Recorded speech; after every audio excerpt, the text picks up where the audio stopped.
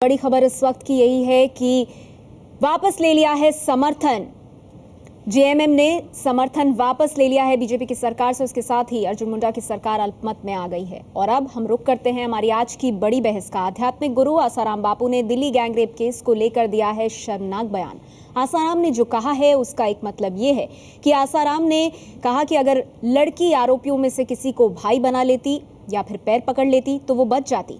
आसाराम के बयान का मतलब ये निकलता है कि आसाराम ने जिस तरह से बयान दिया वो अपने आप में कई सवाल खड़े करता है। उसका जोरदार विरोध हो रहा है और एक बड़ा सवाल ये भी खड़ा होता है कि क्या वाकई में आसाराम संत कहलाने लायक है।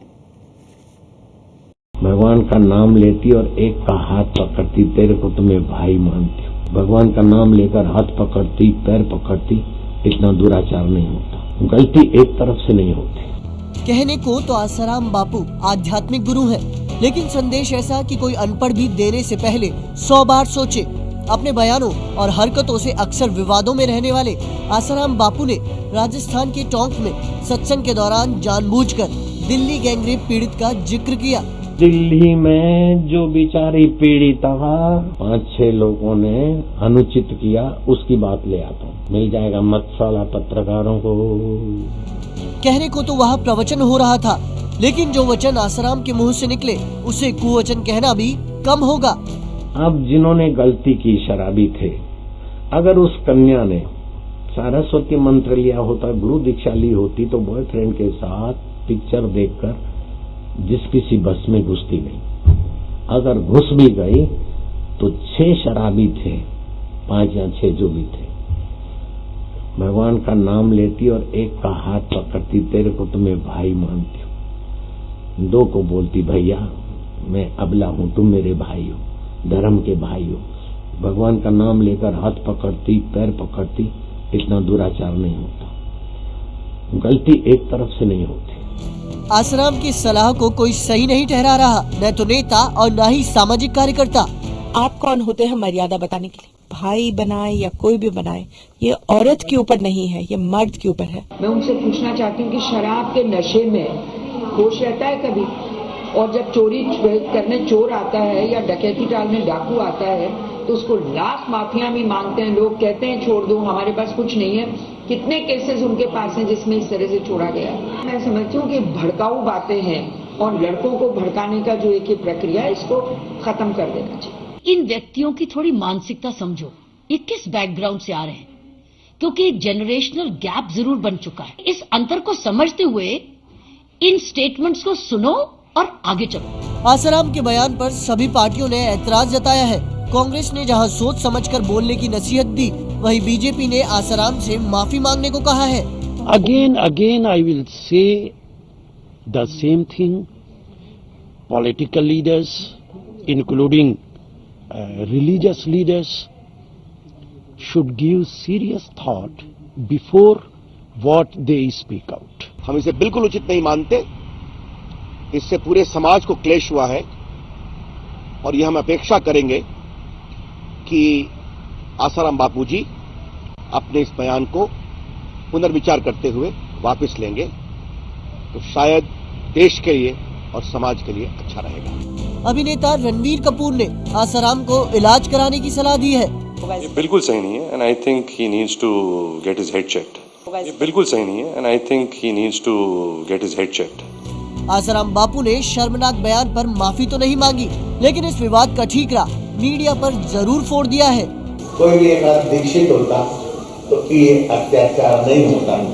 विश्व भर के मानव, देश भर के मानव विकास की चर्चा में कितना एनर्जी लगा। मैंने बड़े सद्भाव से बोला, लेकिन जिनको विदेशी पैसे मिलते और चैनल वाले रिक्रूट करके बापूजी ने ऐसा बोल दिया, ऐसा बोल दिया, आनंद भी आता है और उन पर तरस भी आता है। वैसे देश का गुस्सा सिर्फ बयानों में नहीं दिख रहा, सड़क पर भी उतरकर लोगों ने आसाराम के बयान का विरोध किया है। ये तस्वीरें उसी अहमदाबाद शहर की है जहां आसाराम बापू का आश्रम है। इस बयान के विरोध में लोगों ने आसाराम का पुतला फूंक कर अपना विरोध जताया।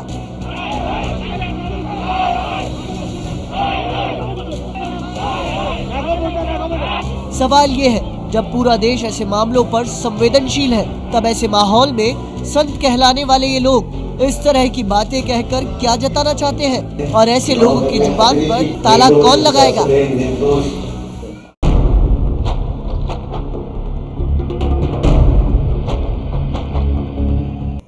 तो सवाल यही उठता है कि इस तरह का बयान देने के बाद क्या संत कहलाने के लायक हैं आसाराम बापू? हमारे साथ आज की इस चर्चा में सभी खास मेहमान मौजूद हैं। हमारे साथ मौजूद है सामाजिक कार्यकर्ता कविता कृष्णन जी, साथ ही धर्मगुरु आचार्य प्रमोद कृष्णम जी हमारे साथ इस चर्चा में जुड़ गए हैं।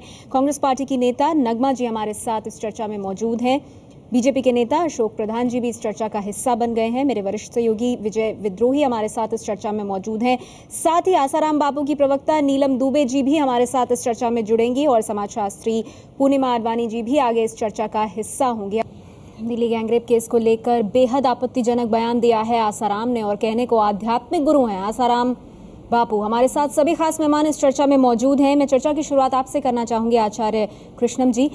जिस तरह का बयान दिया है आसाराम ने, उसके बाद सवाल उठता है कि क्या वो संत कहलाने लायक हैं?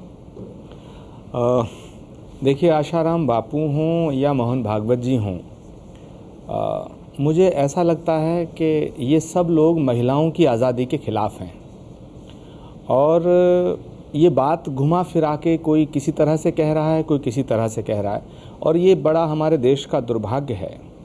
मैं बड़े दुखी मन से ये कह रहा हूँ कि इन बेतुके बयानों की वजह से ही इस देश में, जो कि दुनिया में एक भारत ही ऐसा देश है कि जिसके साथ बलात्कार होता है वही लड़की को मुंह छुपाना पड़ता है, जिसके साथ बलात्कार होता है वही बदनामी के डर से छुपती फिरती है, जिसके साथ बलात्कार होता है उसी का नाम छुपाया जाता है और बलात्कारियों को शर्म नहीं आती है। बलात्कारियों के खिलाफ बात करनी चाहिए और हम उस बेचारी जिसकी ज़िंदगी को उन बलात्कारियों ने छीन लिया उसके विषय में हम तरह तरह की टिप्पणी कर रहे हैं।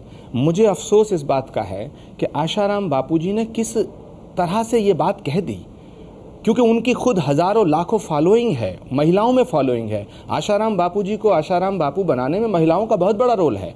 तो मुझे अफसोस के साथ ये कहना पड़ता है कि ये बहुत ही ज़्यादा गैर जिम्मेदाराना बात है और मैं अभी तक भी नहीं समझ पा रहा हूं कि उन्होंने ये क्यों कही है। इस बात का उस बात से तारतम्य नहीं है। अगर कोई लड़की दुकान नहीं चल रही थी तो दुकान को और चमकाने के लिए अगर कोई और सरस्वती मंत्र वाला अगर कोई लड़की या कोई लड़का या कोई आदमी, पुरुष भी हो सकता है, वो कहीं मुसीबत में होता है तो भगवान को याद करता ही है। और अगर कोई लड़की किसी को भाई बनाने की बात कर दे तो उन अत्याचारियों पर भला क्या फर्क पड़ता है? क्योंकि वो तो दुष्ट हैं। क्या सोचकर इस तरह का बयान दिया, इस तरह की बात उन्होंने कही, ये समझ में नहीं आता। त्रेता युग में रामायण में सीता ने भी रावण से बड़ी गुजारिश की थी, बड़ी अनुनय विनय की थी, रावण ने उनको कहाँ छोड़ा। ऐसे ही अगर कोई बिल्कुल, इस पर बहुत सवाल उठ रहे हैं। मैं आगे इन तमाम पहलुओं पर आऊंगी, लेकिन नगमा जी, यहाँ पर एक सवाल ये भी उठता है कि जिस प्रवचन को देने के लिए वो राजस्थान के टोंक में गए थे आसाराम बापू, वहां पर वो प्रवचन दे रहे थे, अचानक वो दिल्ली गैंगरेप की इस घटना पर आते हैं और उन्होंने ये बात कही कि पत्रकारों को मसाला मिल जाएगा। देखिए, मैं समझती हूँ कि उनकी उम्र का तकाजा करते हुए उनकी इज्जत करती हूँ मैं, लेकिन उन्होंने ये बहुत ही ज़्यादा आपत्तिजनक बात की है, खास करके ऐसे मौके पर जब पूरा देश सोग मना रहा है दामिनी की मृत्यु पे। वो इतनी ही ब्रेव लड़की थी जिसने अपनी आखिरी क्षण तक उसने जिंदगी और मौत का सामना किया और बड़ी निडरता से किया, और इसके लिए वो ऐसे शब्द कह रहे हैं। पहले तो मेरी ये समझ में आता नहीं है कि जबकि वो खुद वहां पर मौजूद नहीं थे या हम कोई वहां पर मौजूद नहीं थे तो हमें कैसे पता कि वहां पर क्या हुआ होगा, या वो लड़की ने वाकई में उनसे गुजारिश नहीं की होगी। तो हर लड़की भगवान को भी याद करती है ऐसे समय पर, और गुजारिश भी उसने जरूर की होगी, यकीनन की होगी। तो हम ऐसा नहीं कह सकते कि उसने क्या किया और क्या नहीं किया, लेकिन इस वक्त पे ऐसी टिप्पणी करना बिल्कुल बुरी बात है, बिल्कुल खराब बात है। और खास करके ऐसी लड़की जिसने वो गुजारिश की होगी, वो तो संवेदनशील मुद्दे पर भी इस तरह की बात करना अपने आप में बहुत निंदनीय है। हमारे साथ अशोक प्रधान भी मौजूद हैं। अशोक जी, पूरा देश, जहां पुलिस प्रशासन, यहाँ तक कि समाज पर भी सवाल उठा रहा है, किस तरह की घटना हमारे देश में कैसे हो सकती है, वहां पर आसाराम पीड़ित छात्रा को ही कटघरे में खड़ा कर रहे हैं। निश्चित रूप से मैं सहमत हूं अभी जो कहा कि ये इतनी आपत्तिजनक टिप्पणी है, इस पर जितना अफसोस किया जा सकता है, जितना दुख जाहिर किया जा सकता कम है। काश इस टिप्पणी को करने से पहले बापू ने ये सोचा होता कि ये उनकी अपनी बेटी थी जिसके साथ ये घटनाक्रम घटा है, तो निश्चित रूप से उनके मुंह से ये शब्द नहीं निकलते।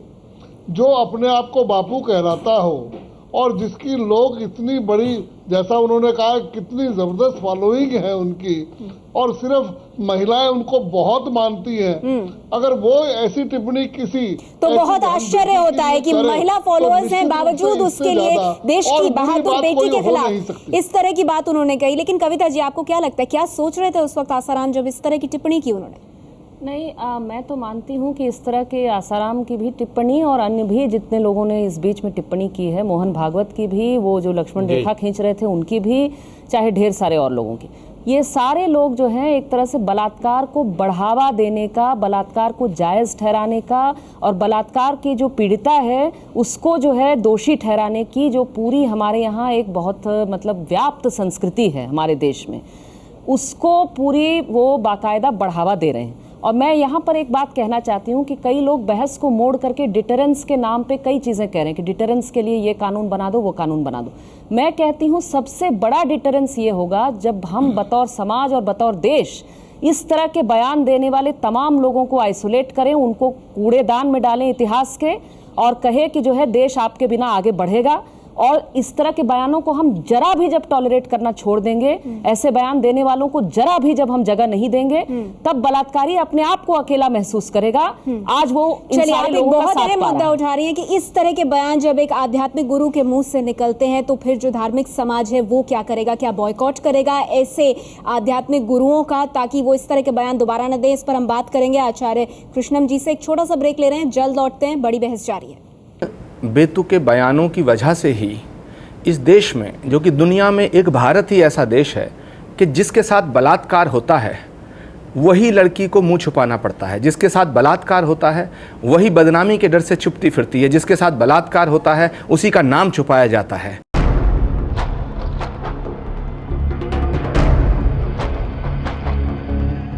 बड़ी बहस जारी है हमारी। अब तक की चर्चा में कौन सी बड़ी बातें सामने निकल कर आई हैं उस पर एक नजर डाल लेते हैं। आचार्य प्रमोद कृष्णम का कहना है कि आसाराम ने ऐसा बयान क्यों दिया, ये बात समझ से परे है, हम इस बयान की निंदा करते हैं। वहीं नगमा का कहना है कि आसाराम ने बहुत आपत्तिजनक बात कही है, हमें क्या पता, हो सकता है वो लड़की दरिंदों के सामने गिड़गिड़ाई हो। अशोक प्रधान जी का मानना है कि काश ऐसा बोलने से पहले आसाराम ने सोचा होता कि जिसके साथ ये घटना हुई वो उनकी बेटी हो सकती थी। वहीं कविता कृष्णन का कहना है कि ऐसे बयान अपराध को बढ़ावा देने वाले हैं, ऐसे बयान देने वालों का बहिष्कार होना चाहिए। और हमारे साथ इस वक्त आसाराम बापू की प्रवक्ता नीलम दुबे भी इस चर्चा में जुड़ गई हैं। नीलम जी, सब तरफ से आसाराम के इस बयान की निंदा हो रही है और सभी ये सवाल पूछ रहे हैं कि वो क्या सोच रहे थे जब इस तरह का बयान दिया उन्होंने।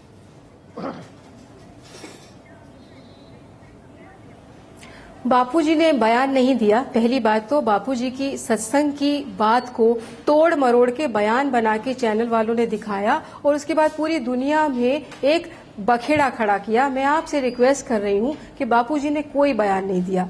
बापूजी ने 28 दिसंबर को जब बापूजी दिल्ली आए इस हादसे के बाद, तो बापूजी को साधकों ने बताया कि बापूजी दिल्ली में एक ऐसा हादसा हुआ। बापूजी को उस हादसे की जानकारी नहीं थी, तो बापूजी ने सारी बात पूछी और बोला कि ये तो बहुत ही वहशियाना है। अगर संस्कृति घर से बच्चों को सिखाई गई होती तो ऐसा वहशियाना हरकत कोई नहीं करता। ये बापूजी का पहला स्टेटमेंट था। और उसके बाद बापूजी चुप हो गए। फिर जब सत्संग स्थली पर आए तो सत्संग स्थली पर लाखों महिलाएं बैठी थी। तब बापूजी ने उन लाखों महिलाओं को संबोधित किया कि ऐसा आपके साथ न हो, इसके लिए आप अपने गुरु मंत्र का जाप करेंगे, अपने ईश्वर की शरण में रहेंगे और अपना डिप्लोमेटिकल कोई पॉइंट ढूंढेंगे। अगर ऐसे हालात आपके सामने आ भी जाते हैं तो कुछ न कुछ डिप्लोमेसी का इस्तेमाल करके उस माहौल से आप बाहर निकलेंगे। बापूजी ने कोई बयान नहीं दिया। तो आप ये कह रही हैं कि वो 1 घंटे का सत्संग था। और बापूजी ने ये भी कहा था कि नीलम जी, ठीक है, आपने अपनी बात कह दी, लोगों ने दिखाई है। आसाराम बापू ने क्या कहा वो हम आपको एक बार सुना देते हैं। सिखाया होता, महिला का सम्मान करना सिखाया होता तो वो वहशियाने। नीलम जी सुन लेते हैं आसाराम बापू ने क्या कहा, ये हम आपको सुना देते हैं, आप सुन लीजिए। सरस्वती मंत्र लिया होता, गुरु मंत्र का जाप किया होता तो वो जाप उसको ठीक है, समझ गए आपकी बात। आसाराम बापू ने क्या कहा उसको सुन लेते हैं। नीलम जी सुन लेते हैं आसाराम बापू ने क्या कहा सत्संग में।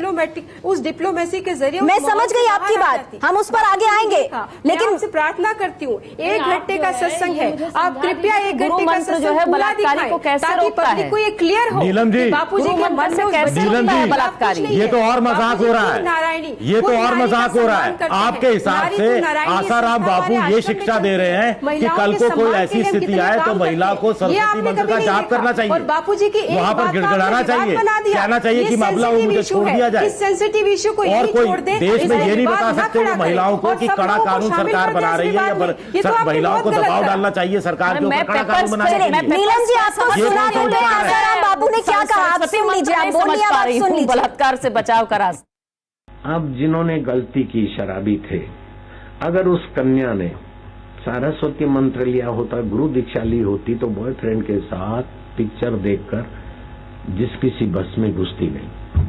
अगर घुस भी गई तो 6 शराबी थे, 5 या 6 जो भी थे, भगवान का नाम लेती और एक का हाथ पकड़ती, तेरे को तो मैं भाई मानती हूँ। 2 को बोलती भैया मैं अबला हूं, तुम मेरे भाई हो, धर्म के भाई हो। भगवान का नाम लेकर हाथ पकड़ती, पैर पकड़ती, इतना दुराचार नहीं होता। गलती एक तरफ से नहीं होती। नीलम जी सुना आपने, आसाराम बापू के ही ये शब्द हैं जिन्होंने कहा है गलती एक तरफ से नहीं होती। वो क्या कहना चाहते थे, इसमें पीड़ित छात्रा की भी गलती थी? बापूजी ने कहा कि अगर वो भगवान का नाम लेती, देखिए बापूजी यहाँ पे फिर बता रही हूँ, बापूजी ने बताया कि अगर वो गुरु भगवान का नाम लेती तो उसे कोई डिप्लोमेटिक आइडिया आ जाता, और वो आइडिया एग्जाम्पल के तौर पे बापूजी ने ये दिया है। बापूजी ने कभी नहीं कहा कि उसको अपने आप को अबला बताना चाहिए, डिप्लोमेटिकली अपने आप को अबला बता के उस परिस्थिति से बाहर आ जाती और फिर उन गुंडों का खात्मा करती, न कि खुद को खत्म कर लेती। अगर वो जिंदा रहती तो आज 6 के 6 लड़के वो ठीक कर देती। मरने के लिए क्या वो खुद जिम्मेदार है, ये आप भी कह रही हैं क्या? आसाराम जी, बहुत लोग सवाल पूछना चाहते हैं। आसाराम जी क्या और उस परिस्थिति देश के मर्दों से ये नहीं कह सकते कि उनको भी एक सरस्वती मंत्र का ऐसा जाप करना चाहिए ताकि उनके मन में बलात्कार करने का भाव आए नहीं? और बापूजी ने सारी साधिकाओं को एग्जाम्पल दिया कि कभी भी डिप्लोमेटिकल तरीका अपनाओ और अपने आप को बाहर करो और बाहर आकर के उनकी खबर लो। कभी भी ऐसा नहीं करो। ये कहा नहीं है उन्होंने, ऐसी बस में जिस किसी बस में नहीं चढ़ना चाहिए। ठीक है नीलम जी, आप बोले जा रही हैं के साथ बीजेपी के नेता अशोक प्रधान आपसे एक सवाल पूछ रहे हैं, सुन लीजिए उन्हें। जी अशोक प्रधान जी, आप पूछिए, आप क्या पूछना चाहते हैं नीलम जी से? बापूजी ने ये कहा कि बस अगर आधी भरी होती या उस बस में कोई महिला पैसेंजर होती और उसमें तब चढ़ी होती तो उसके साथ अच्छा, तो उसको नहीं, आप भी यही कह रही हैं कि उसको नहीं चढ़ना चाहिए था बस में? बापूजी तो ये चाहते थे कि वो जिंदा रहे और उन 6 को शलाखों के पीछे डाले। तैयार नहीं है आप, मतलब अगर गलत बयान भी देगी और बहस भी आप ही करेंगी। अरे आप हमारी बात को गलत तरीके से मोड़ रहे हैं और उस पर बयानबाजी करवा रहे हैं, तो मैं कैसे सुनूं? मैं तो आपसे प्रार्थना कर रही हूँ वो पूरा सुन के देखिए, उसके आगे की 6 लाइन, पीछे की 6 लाइन, पूरी बात सुनिए, समझ में आ जाएगा। बापूजी ने कभी कोई गलत नीति से नहीं बोला। बापूजी के आश्रम में नारी की नारायणी संस्था चलती है। क्यों चलती है? क्योंकि बापू खुद नारी का सम्मान करते हैं और चाहते हैं कि पूरा समाज नारी का सम्मान करे। लेकिन नारी का सम्मान करने जैसी बात नहीं की आसाराम ने। नगमा इस पर कुछ कहना चाहती हैं? जी नगमा जी। कोई नहीं बोलेगा। मैं फिर कह रही हूँ कि बापूजी ने उसको ये कहा था कि अगर अंतर्यामी है कि उन्हें पता है कि वहाँ पर उस घटना स्थल पर क्या घटा था और क्या बापूजी को ये पता होगा कि उस लड़की ने, उस निडर लड़की ने उनसे माफी मांगी होगी या उनसे पूछा होगा कि ऐसा मत करिए या उन्हें भाई नहीं कहा होगा, तो ये बापू कैसे इस बात का अनुमान लगा सकते हैं कि वहाँ पर क्या हुआ होगा? वो कोई अंतर्यामी तो है नहीं, तो फिर उनका ये कहना या अनुमान लगाना कि उस घटनास्थल पे ऐसा हुआ था या वैसा हुआ था, मैं मानती हूँ ये आजाद हिंदुस्तान है, वो लोगों को नसीहत दे सकते हैं, लेकिन ये तो नहीं कह सकते कि वहां अगर ऐसा हुआ होता तो उस लड़की के साथ ये नहीं होता।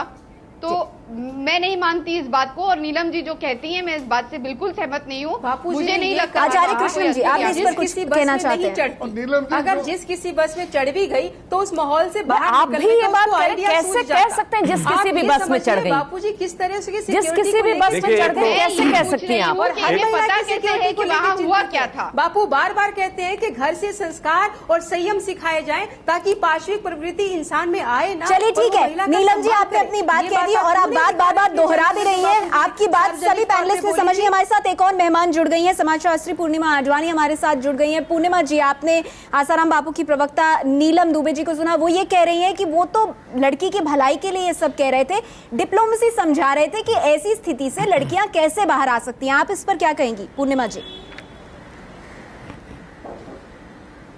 देखिए, मैं किसी भी रिलीजियस लीडर के कहने पे टिप्पणी नहीं करना चाहूंगी, लेकिन एक बात सही है कि आज के तारीख में महिलाएं और पुरुष दोनों आगे बढ़ रहे हैं, दोनों एक समानता की धारा में आगे बढ़ते हैं, और जब तक उनका बिल्कुल एक इक्वालिटी के रोल का नहीं हम अंदाजा लगाएंगे तो महिला को कभी भी हम ठीक तरह से सशक्त नहीं कर सकेंगे।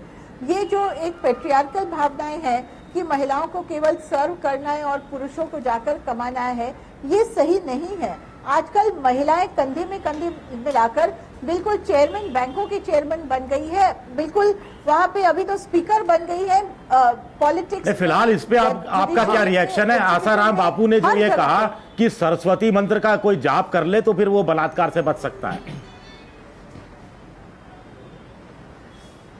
भाई साहब, ये प्योरली एक रिलीजियस भावना है, एक रिलीजियस संत ने कहा है, उस पे टिप्पणी न करके मैं आपको कहूंगी कि बलात्कार को बचाने के लिए हमें लॉ एनफोर्समेंट एजेंसीज बिल्कुल स्ट्रिक्ट चाहिए और क्विक जस्टिस चाहिए। जब तक फास्ट ट्रैक कोर्ट्स में जस्टिस नहीं होगा और बलात्कारी को ना लगेगा कि अगर मैंने बलात्कार किया तो फिर वो ठीक है पूर्णिमा आडवाणी जी, लेकिन सवाल तो ये भी उठता है कि आध्यात्मिक गुरु जिनकी इतनी बड़ी फॉलोइंग है, अगर वो इस तरह की बात करते तो क्या वो अपने आप में गंभीर मसला नहीं है? बापूजी ने उन लाखों महिलाओं को संबोधित किया कि ऐसा आपके साथ ना हो, इसके लिए आप अपने गुरु मंत्र का जाप करेंगे, अपने ईश्वर की शरण में रहेंगे और अपना डिप्लोमेटिकल कोई पॉइंट ढूंढेंगे। अगर ऐसे हालात आपके सामने आ भी जाते हैं तो कुछ न कुछ डिप्लोमेसी का इस्तेमाल करके उस माहौल से आप बाहर निकलेंगे। बापूजी ने कोई बयान नहीं दिया।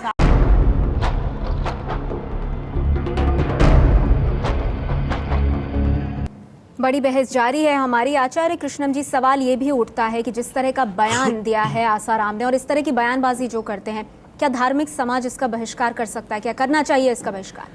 देखिए, एक तो ये बात है कि बापू की जो बात है उससे स्पष्ट हो रहा है कि वो औरत को अबला मानने की वकालत कर रहे हैं। दूसरी बात, वो औरत को पूर्ण स्वतंत्रता देने की बात नहीं कर रहे हैं कि कहीं ना कहीं उनके मन में है कि महिलाओं को निकलना चाहिए, नहीं निकलना चाहिए, अनुनय विनय करना चाहिए। मैं एक बात कहना चाहता हूँ कि क्यों नहीं निकलना चाहिए?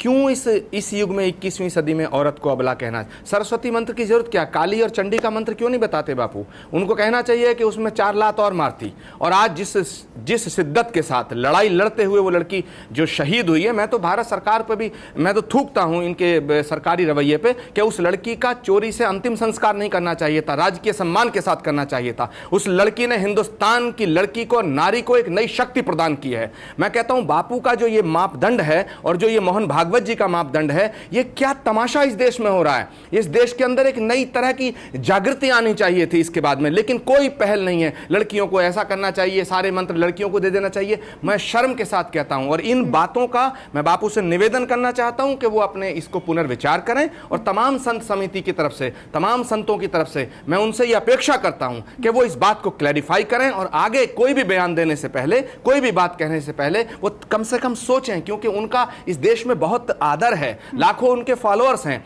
अगर उनकी कोई बात है तो समाज पे बहुत गलत असर डालती है। मैं इसको कंडेम करता हूं और इस पर तैयार ही नहीं हूं इस बात को सुनने के लिए कि कोई भी लड़की अगर बलात्कार से पहले उसका अनुनय विनय करे, भैया मान ले, चाचा मान ले, ताऊ मान ले, पिता मान ले, तो बलात्कारी उसको छोड़ देगा। ये कैसी बेवकूफी और बेहूदगी की बात है। नीलम जी, क्या पुनर्विचार करेंगे अपनी बात पर आसाराम बापू? क्योंकि चौतरफा निंदा हो रही है, इस बात को मानने के लिए कोई तैयार नहीं है जो तर्क आप दे रही हैं। आचार्य जी, मैं आपका बहुत सम्मान करती हूँ कि आपके आचार्य जी, मैं बहुत सम्मान करती हूँ, लेकिन आपको भी मिसगाइड किया गया है। बापूजी की जो स्टेटमेंट है, जो बापूजी ने अबला वाली लाइन बोली है, उस लाइन से पहले की 4 लाइन और बाद की 4 लाइन जब आप सुनेंगे तो आपका खुद का रवैया बापूजी के प्रति बदल जाएगा, क्योंकि बापूजी खुद महिला को सशक्तिकरण की बात करते हैं। बापूजी खुद कहते हैं नारी। नहीं नीलम जी, हम बता दें उसकी 4 पहले की लाइनें और 4 बाद की लाइनें हम सुना चुके हैं अपने चैनल पर। की खबर लेती तो ज्यादा अच्छा होता।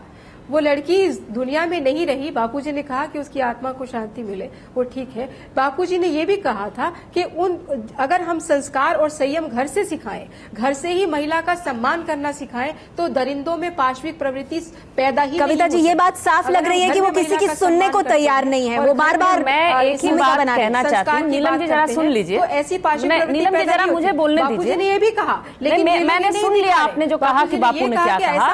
अब मेरी बात भी समझ लीजिए। नहीं नीलम जी, हम सब कुछ दिखा रहे हैं। हमने 1 घंटे का सत्संग ना दिखाया हो, लेकिन पूरा जो कॉन्टेक्स्ट है वो दिखाया है। ये मैं आपको स्पष्ट कर दूं। जी कविता जी, बोलने दीजिए मैडम, 1 घंटे का दिखाइए, बोलने दीजिए, और जहाँ तक बात करी है बहुत विनम्रता से नीलम जी करके समय दीजिए। हमारा यहाँ पर फोकस सत्संग नहीं है, इतना सेंसिटिव इशू है। नहीं नीलम जी, मैं आपको साफ कर दूं, ये बात नहीं लड़वाने की बात नहीं है। हम सभी पक्षों को सामने रख रहे हैं, हम पक्षों को सामने रख रहे हैं, और जो लोग निंदा कर रहे हैं वो अपनी बुद्धि से इसकी निंदा कर रहे हैं। मैं एक बात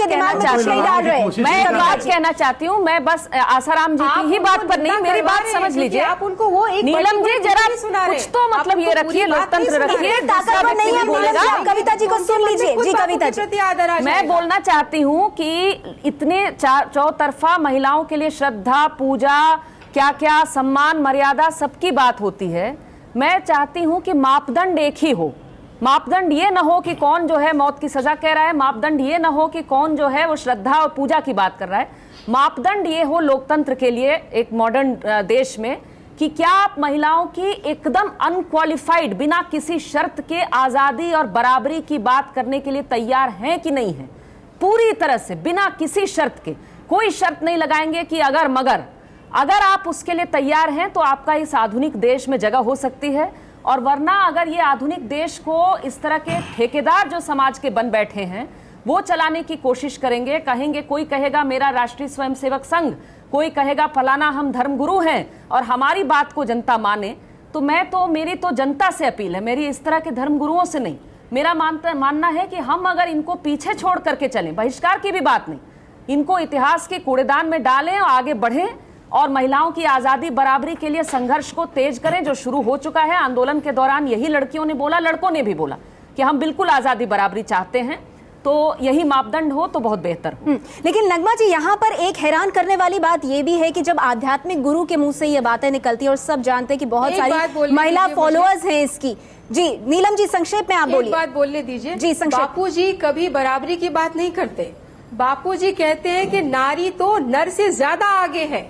बापूजी कहते हैं नारी की शक्ति नर से ज्यादा अच्छी है और नारी ही नर को बोलना सिखाती है। नगमा जी, अगर नारी की शक्ति नर से ज्यादा है तो नारी को आगे मांगने की जरूरत क्या है? नगमा जी बिल्कुल ठीक है।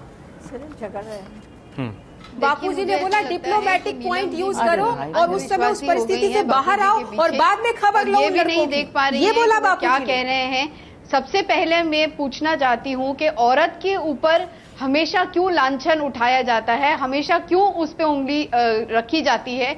वो क्यों ये मान के चल रहे हैं कि ऐसा कुछ नहीं हुआ था और ऐसा कह रहे हैं कि उस लड़की ने ऐसा नहीं किया था, या फिर उसको ऐसा करने की क्यों जरूरत है। तो मैं नहीं उनकी बातों से बिल्कुल सहमत हूँ। मुझे ये नहीं पता कि नीलम जी क्यों नहीं देख पा रही हैं और क्यों इतना अंधविश्वास बापूजी में उनको हो चुका है। लेकिन हाँ, मैं इतना जरूर जानती हूँ कि इन संत महात्माओं को थोड़ी सी जिम्मेदारी रखने की बहुत जरूरत है, क्योंकि बहुत लोग उनमें अंधविश्वास रखते हैं, बहुत लोग उन पे मानते हैं। इसलिए कोई भी टिप्पणी करने से पहले उन्हें 10 बार सोचने की जरूरत है। और अगर इस तरह की टिप्पणियां सामने आती हैं तो क्या धार्मिक समाज उससे मान्यता दे गलत है या सिरे से इसका बहिष्कार करे?